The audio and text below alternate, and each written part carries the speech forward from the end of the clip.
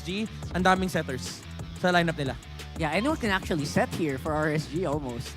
Oo, ganun nga eh. Parang ang nagiging trajectory ng draft for RSG ay lahat hindi magkukulang ng crowd control. Yeah, ang nakakatakot lang dito is baka yuzongan sila. Baka kay light tong Arlot, tas mag-yuzong si Nibor. Other choices are the Dairoth, kung gusto mo ng flex. Tapos Claude or Roger? Roger. XP, I think Yuzong's still the best choice. May Glue pa din naman. I still think Glue is a nice matchup versus Phobius and Harith. But they go for the Kaja once again. No, XP Arlot indeed for Nibor. Okay. Medyo the tables have turned dito in this matchup. This time around, Akaja with, you know, Hayabusa close by. Again, kind of just removing the counters. Tingin ko talaga Bane eh. Bane, you think Bane? Si Eds pala yung Arlot. Bane, no? Ganda ng Bane. Possible, Tingin ko Bane, possible. Bane, Hellkurt, Hanzo. Di ba? Ayan na! Ayan na! Ira! Welcome back! Woo!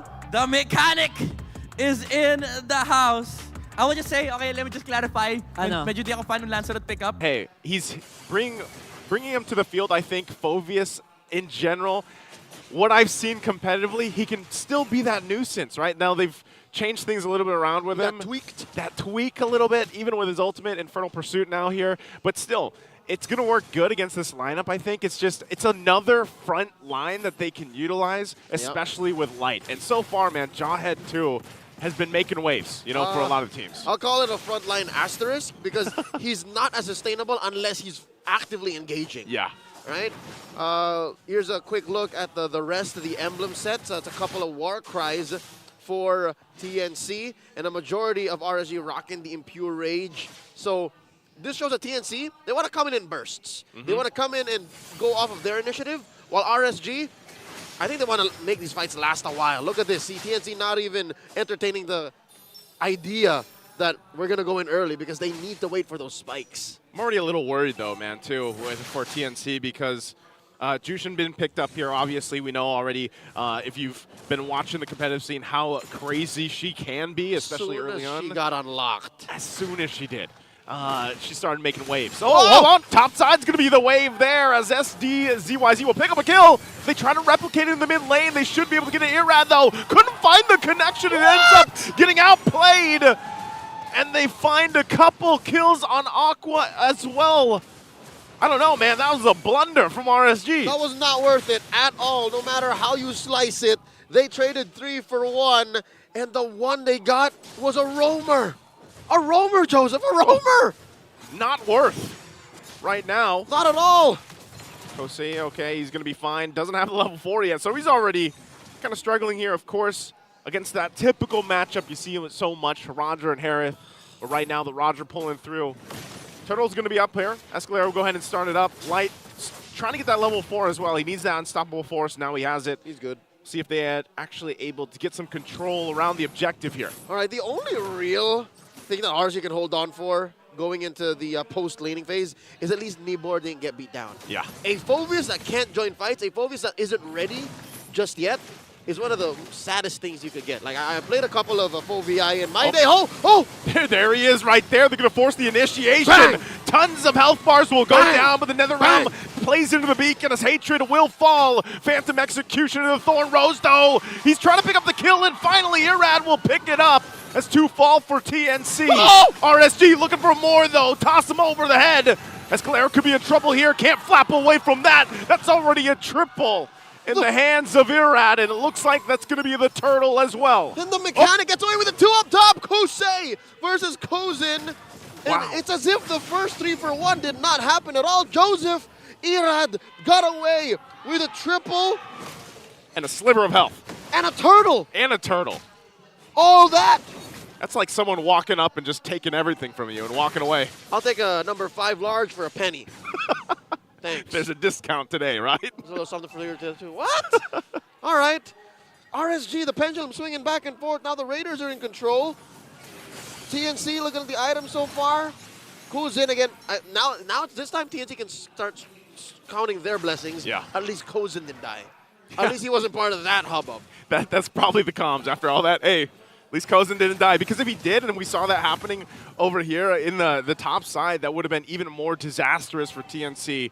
So hopefully, that's a reality check for them at this point, because with that swing going in far of RSG, I mean, it's nothing major in terms of economy when you look at the numbers, but that momentum, that swing in their favor, and the power spikes that this lineup can have is the problem here for TNC. Which is what we initially said anyways. RSG have the early to mid, Yep. and then once TNC can figure out how they can get better pickoffs off of the Divine Judgment, off of these hard lean-in Nether Realms, then that's when they win. But that whole scuffle in mid, the only reason that happened is because RSG went in too deep under a tier 1 at minute 0. At minute 0. A little far too zealous in the early part. And so for TNC, I mean, knowing how this last, couple minutes have gone, you can see they kind of take a step back a little bit. Like, let's slow down, farm up what we need, slow it down, and then get in position for the next objective. But what makes that dangerous, what makes that a less ideal approach is Nibor is slowly ramping up. This is a scaling XP lane. We don't get to see that as often anymore. And look at this. As long as somebody dashes, as long as somebody triggers the Infernal Pursuit, he's happy. He's fine. I should choose my words. He's happy. He's happy. Because he's also rocking Vengeance. I was going to say. He would be okay with, like, heads and SD going on him. Yeah. He can just click the Vengeance and just start pursuing them infernally. Yeah.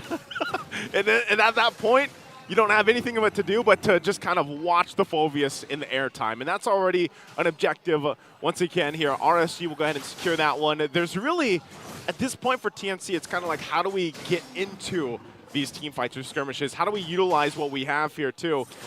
And some of it, at this point, you picked up the Hayabusa for a reason. You've got the Kaji. You got to play around it. Might be in the mid lane right now. Fighting it forward. Beacon versus the Nether Realm. All coming to head here as Light's going to be the one to fall in under the turret. They get brought in with a wave as they go in with the Infernal Pursuit. Nibor still looking for more, possibly, but he might get cut off from his team. Pops the Vengeance. Pops the Infernal Pursuit. What is that? Nibor still alive against it all, in between the tier 1 and tier 2 turret.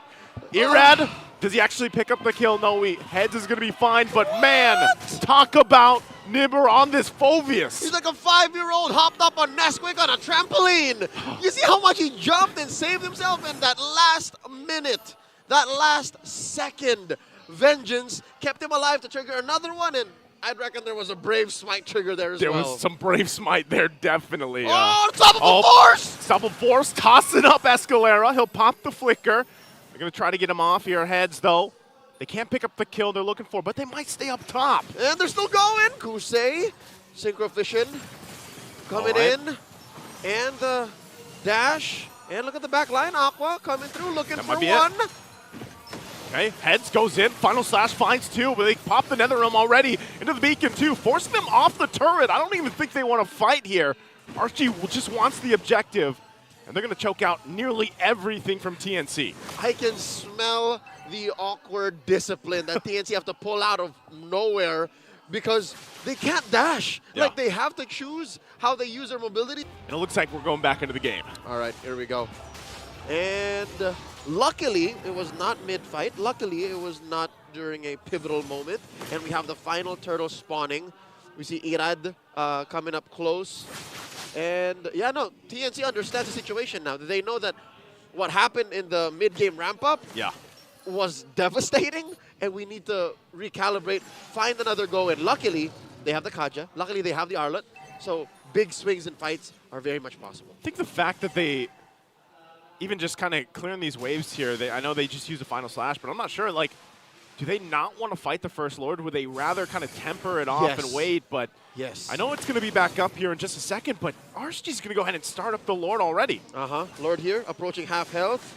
That is Nibor on the scene, pushing through 4, and he jumps up. Once again, there it is, onward into the throw. His head's going to be the one to fall. Can't even use the Final Slash for the fight, because again, the stall work is there from RSG. Objective secured. They might force a fight here once again around the buff too. See if SD can actually still grab that. A whole lot of members of RSG waiting on this side of the jungle. Not exactly sure what the best case scenario TNC was looking for was, because it resulted in heads rolling.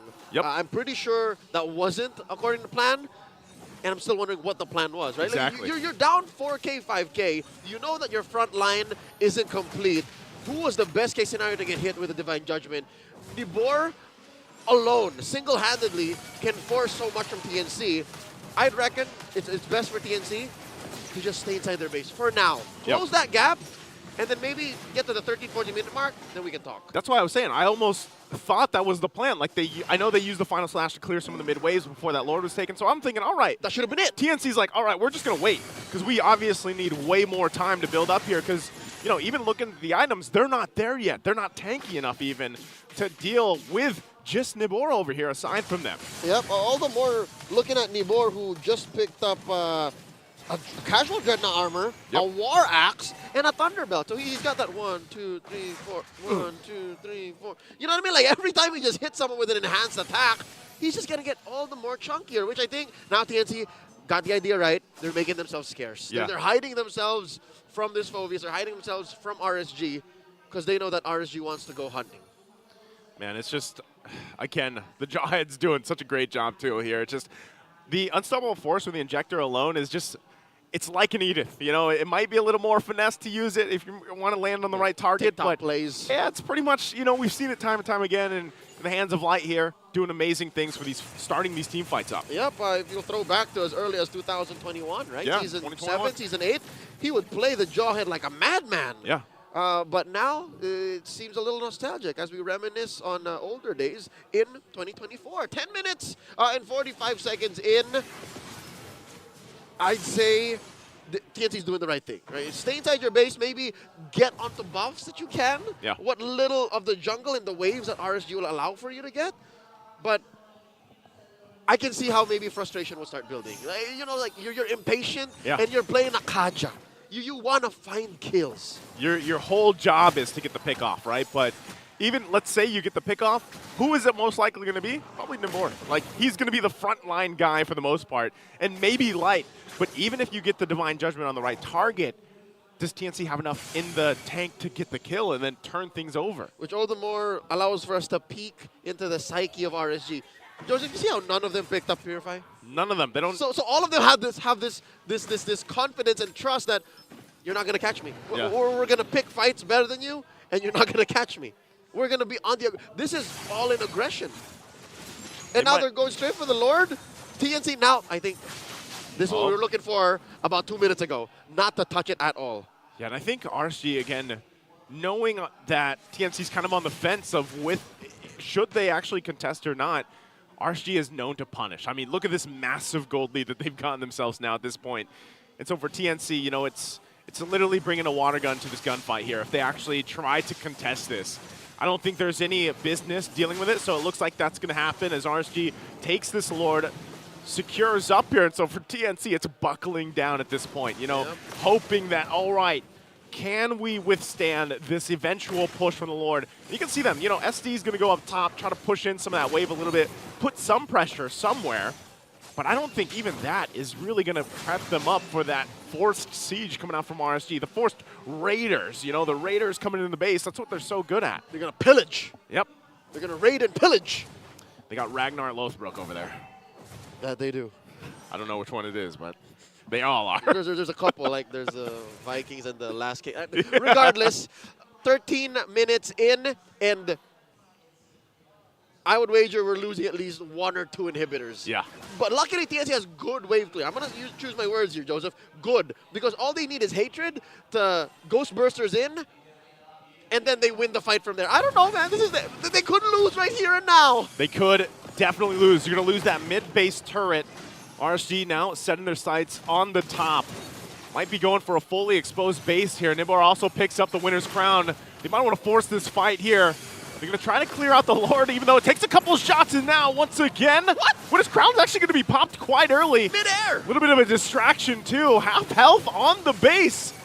RSG, what do they want? Do they still want to go for the turret? It looks like they're going to plant themselves between the team here. There's Light once again with a flicker in. Toss them over the head. They get the Nether Realm out too. And SD has to run away. Multiple flickers going to be popped in the base at already half health. They'll secure this series with a sweep for RSG.